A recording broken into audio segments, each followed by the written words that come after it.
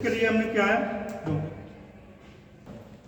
यहाँ पर क्या है, हमने क्या 3 लैंप क्या लिए हैं। एक तो क्या है, पहला लैंप 100 वाट का लिया है, दूसरा 200 वाट का लिया है, तीसरा क्या 0 वाट का लिया है।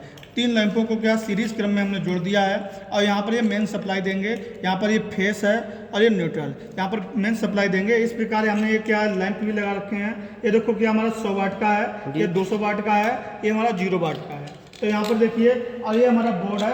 यहाँ पर क्या बोर्ड में जो मेन सप्लाई होती है वहाँ पर कितने वोल्टेज आ रहे होंगे, सबसे पहले यहाँ को हम मेजर करते हैं। इसको मेजर करो। तो यहाँ पर देखिए क्या मेन सप्लाई पर क्या 205 या 206 तक पहुँच रहा है वोल्टेज। तो यहाँ पर जो वोल्टेज आ रहा है ये लगभग 206 या 5 ऐसे वोल्टेज आ रहा है। और इनमें अभी देखो यहाँ पर मेन सप्लाई पर जितना वोल्टेज आ रहा है, इन तीनों को मिला करके भाई वोल्टेज बट जाएगा।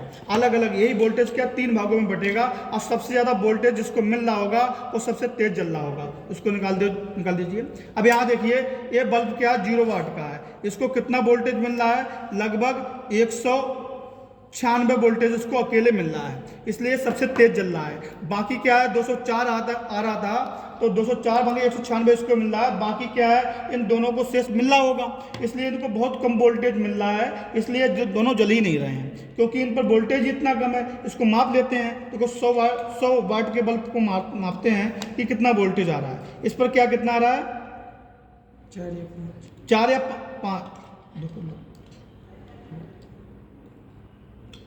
5 वोल्ट आ रहा है। इस पर क्या है 4 या 5 वोल्ट आ रहा है, इसलिए जल ही नहीं रहा है, क्योंकि इसके लिए 100 चाहिए। इस पर क्या केवल 200 वाट वाले लैंप पर केवल 1 वोल्ट आ रहा है, इसलिए सीरीज में ये दोनों जल नहीं रहे हैं। ये क्या जल रहा है, क्योंकि इसको क्या 196 वोल्ट अब मिल रहा है, तो इससे हमें पता चलता है। और जो सीरीज में क्या होता है, करंट सब में क्या है सेम रहती है, इसलिए वोल्टेज में सब में अलग अलग है। इसलिए वोल्टेज के कारण इससे हमें एक ज्ञात होता है कि बल्ब जो है, लैंप जो है, वो उसके लिए जलने के लिए जिम्मेदार है, वो केवल हमारा वोल्टेज होता है, करंट जिम्मेदार नहीं होती है। ये बात समझ में आती है, ठीक है।